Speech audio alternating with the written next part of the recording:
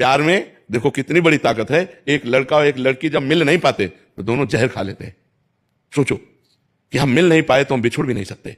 एक सांसारिक प्यार इतना बलिदान कर सकता है, और एक भागवतिक प्यार, उसमें हम अपने शरीर को लेकर बैठे कि हमारे शरीर में पीड़ा है, हमारा भूख प्यास कष्ट मान अपमान ये सब सह करके तब भगवान के मार्ग में चला जाता है। इसमें डरने की कोई बात नहीं, और इसमें बहादुरी कोई नहीं होती। उस प्यार में इतना दम होता है। बोले मौज है, पक्की मौज है, मस्त मौज है, संसारिक कच्ची मौज है, परिवर्तनशील है। थोड़ी देर नाच रहे हैं, थोड़ी देर के बाद रोने लगेंगे, थोड़ी देर के बाद चिंताग्रस्त हो जाएंगे। और भगवान में ऐसी मौज होती है कि मरने से सब जग डरा मेरो मन आनंद, कब मरी हो कब भेटी हो पूरन परमानंद, कब शरीर छूटे हो कब भगवान की लीला में प्रवेश करें परमानंद। मृत्यु भी महोत्सव हो जाती है, मृत्यु भी महोत्सव हो जाती है भगवान से जुड़ने पर। ये केवल बातों से नहीं, भजन करने से। जितना हम भजन करेंगे उतना हमें आनंद मिलेगा। और ये बाहरी कष्ट तो देखो अनेक जन्म हो गए, पता नहीं किस जन्म में कौन सा पाप हुआ, कौन सी गलती हुई, तो गलती करने वाले हम रहे।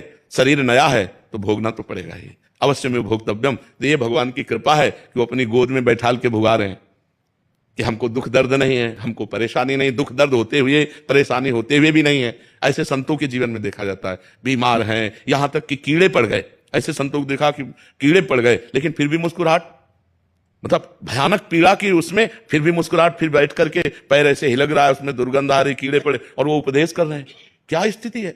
एक चींटी काटे तो हमारी पूरी चित्तवृत्ति उधर घसीट जाएगी, और पैर में पूरे कीड़े पड़े हुए हैं, सड़ रहा है, और फिर भी वो मस्त से उपदेश कर रहे हैं। मौज मस्ती ऐसी दिखाई दे रही मानो इनको कोई कष्ट ही नहीं। यह है भगवदानंद, यह है स्थिति। जब भगवान की स्थिति प्राप्त हो जाती है तो मौज ही मौज है, दसों दिशाएं आनंदमयी होती हैं। तो ये न सोचो, क्योंकि संतों का आखिरी जन्म होता है तो अनेक जन्मों के फिर हिसाब किताब उनके निपटाए जाते हैं, इसीलिए उन्हें बहुत कष्ट देखा जाता है, पर अंदर से बिल्कुल कष्ट नहीं होता। जब शुरुआत हुई कि अमुक संत को ऐसा अमुक संत को ऐसा, तो हमें लगा कि मतलब इतना कष्ट कैसे सहा जा सकता है।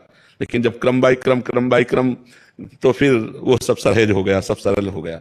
अब जब तक जीना है तब तक कष्ट के ऊपर जीना है, कष्ट में ही जीना है।